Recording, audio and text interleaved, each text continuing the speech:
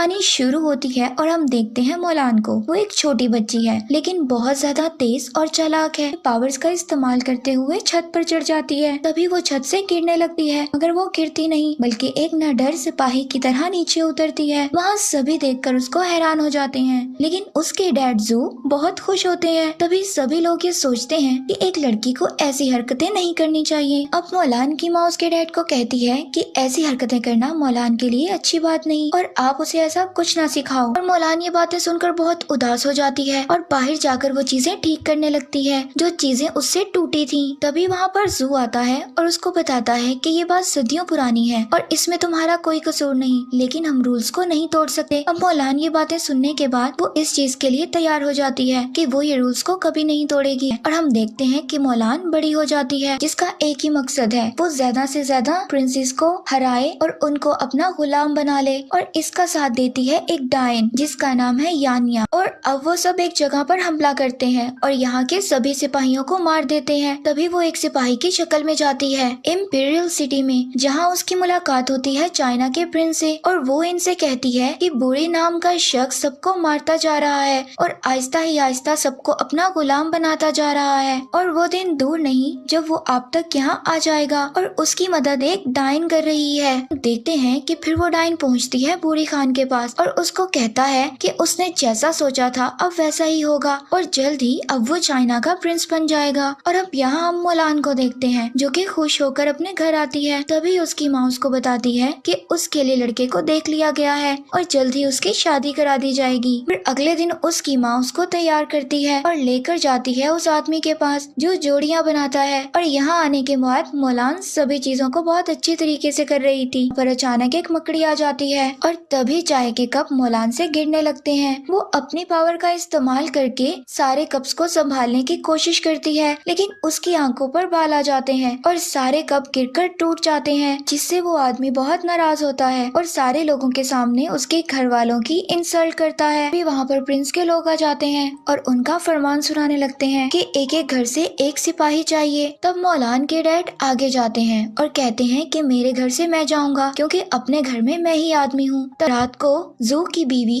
उसको जाने से मना करती है, मगर जू नहीं मानता और अपनी सभी चीजों को निकालने लगता है जो कि एक जंग में इस्तेमाल होती हैं, क्योंकि जू पहले भी चाइना के लिए जंग लड़ चुका था। फिर मोलान उसकी पोशाक को पहन लेती है और फिर तलवार और बाकी चीजों को लेकर यहाँ से निकल जाती है। तभी हम मोलान को देखते हैं, वो इस जगह पर आ गई थी जहाँ पर सभी लोगों को जंग के लिए तैयार किया जाएगा और ट्रेनिंग दी जाएगी। तभी आते ही उसकी फाइट हो जाती है एक लड़के से। तभी कमांडर आते हैं और उनको अलग करते हैं और फिर मोलान का नाम पूछते हैं और यहाँ से चले जाते हैं। उनकी ट्रेनिंग शुरू हो जाती है और यहाँ के कुछ रूल्स के बारे में उनको बताया जाता है, जिनमें सबसे बड़े रूल्स होते हैं धोखा और झूठ, जो कि यहाँ के रूल्स के सख्त खिलाफ है। अगर किसी ने ऐसा किया तो उसको उसके फैमिली के साथ बेइज्जत किया जाएगा। ये सब सुनकर मोलान डर जाती है, मगर हिम्मत नहीं हारती और ट्रेनिंग लेना शुरू करती है। और इन्हें यहाँ पर बहुत सारी चीजों को सिखाया जाता है, जैसे कि तलवार चलाना,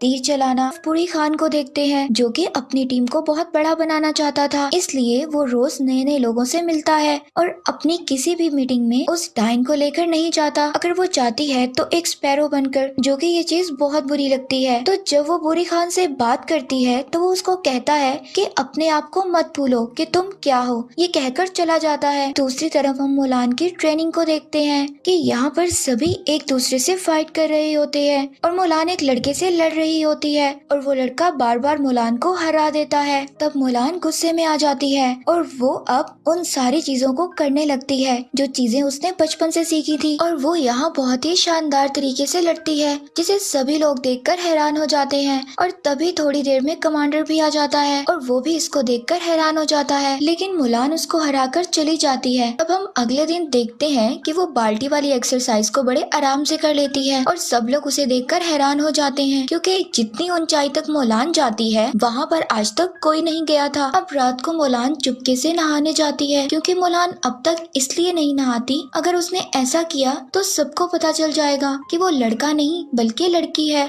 और तभी अचानक वहाँ पर लड़का आ जाता है और वो उस लड़के को देखकर घबरा जाती है और उसको कहती है कि तुम यहाँ से चले जाओ। और तभी वो वहाँ से चला जाता है और सभी सिपाहियों को बताया जाता है कि उनकी ट्रेनिंग खत्म हो गई है और अब उनको जंग लड़ना होगी और उनको कसम दिलवाई जाती है कि वो हमेशा ईमानदार रहेंगे। ये सब सुनने के बाद मुलान को लगता है कि वो सबको धोखा दे रही है और वो सब बातें बताने के लिए कमांडर के पास जाती है कि वो एक लड़का नहीं बल्कि लड़की है। लेकिन कमांडर मुलान की बात सुने बगैर कहता है कि तुम एक बहादुर सिपाही हो और अब सभी सिपाही जंग के लिए निकल पड़ते हैं। लेकिन थोड़े वक्त के बाद मुलान देखती है कि सारे लोग डरे हुए हैं क्योंकि ज्यादातर लोग पहली बार फाइट करने के लिए जा रहे थे। तभी मुलान उनसे कहती है कि डरने की जरूरत नहीं है, हम बहादुरी से मुकाबला करेंगे और जंग जीतकर वापस आएंगे। और फिर जंग शुरू हो जाती है और कमांडर एक बार हजारों की तादाद में तीर छोड़ता है बूरी खान के लोगों पर। तभी कमांडर अपने लोगों को पीछे से हमला करने के लिए भेजता है और तभी मुलान को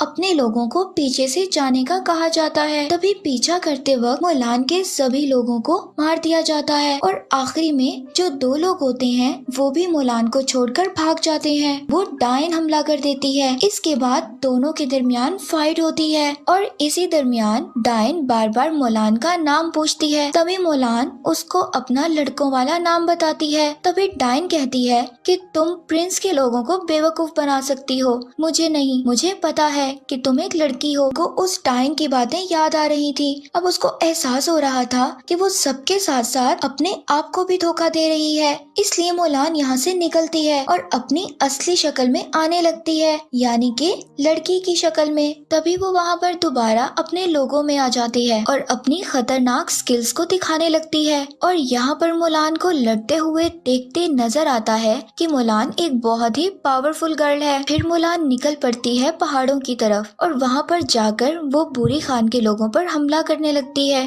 जिससे बूरी खान के लोगों को ये लगता है कि प्रिंस के लोग अभी भी उस पहाड़ के पीछे हैं। अब वो उस पहाड़ पर आग बरसाने लगते हैं, जिससे पूरा पहाड़ टूट जाता है और यहाँ पर बर्फ का तूफान आ जाता है जो कि बूरी खान के लोगों को खत्म कर देता है। और आने के बाद बैठकर बहुत रोती है। तभी वहाँ पर वो डायन आ जाती है और कहती है कि तुम्हारी और मेरी कहानी एक ही है कि किसी वक्त में मैं भी एक पावरफुल गर्ल थी और तुम भी एक पावरफुल गर्ल हो। और जब लोगों को मेरे बारे में पता चला तो लोगों ने मुझे एक डायन समझा और मुझे वहाँ से निकाल दिया गया। और तब मुझे बूरी खान ने अपनाया और अपनी टीम में रख लिया ताकि मैं वहाँ पर अपनी पावर्स को दिखा सकूं। और तुम्हारी पावर्स भी मेरी तरह अनोखी हैं और तुम्हारे साथ भी वही होगा जो मेरे साथ हो रहा है, इसीलिए तुम हमारे साथ रहो। और उसको पूरी बात बताती है, लेकिन कमांडर उस पर यकीन नहीं करता। और तभी वहाँ पर जितने भी लोग जमा होते हैं वो सब आ जाते हैं और कहते हैं कि हम आज अगर जिंदा हैं तो सिर्फ और सिर्फ मुलान की वजह से, इसलिए हमें मुलान पर यकीन है। और ये सब बातें सुनते ही कमांडर भी मुलान की बातों पर यकीन करने लगता है और कमांडर मुलान को कहता है कि ठीक है, तुम जैसा कहोगी वैसा ही करेंगे। मुलान भी आ गई थी इंपीरियल सिटी में और बूरी खान अपने लोगों को भेजता है और कहता है कि बाहर के सभी लोगों को मार दो। अब मुलान के रास्ते में बहुत सारे लोग आते हैं, जिन्हें मारते हुए मुलान पहुंचती है प्रिंस के पास, जहां उसे वो डायन नजर आती है।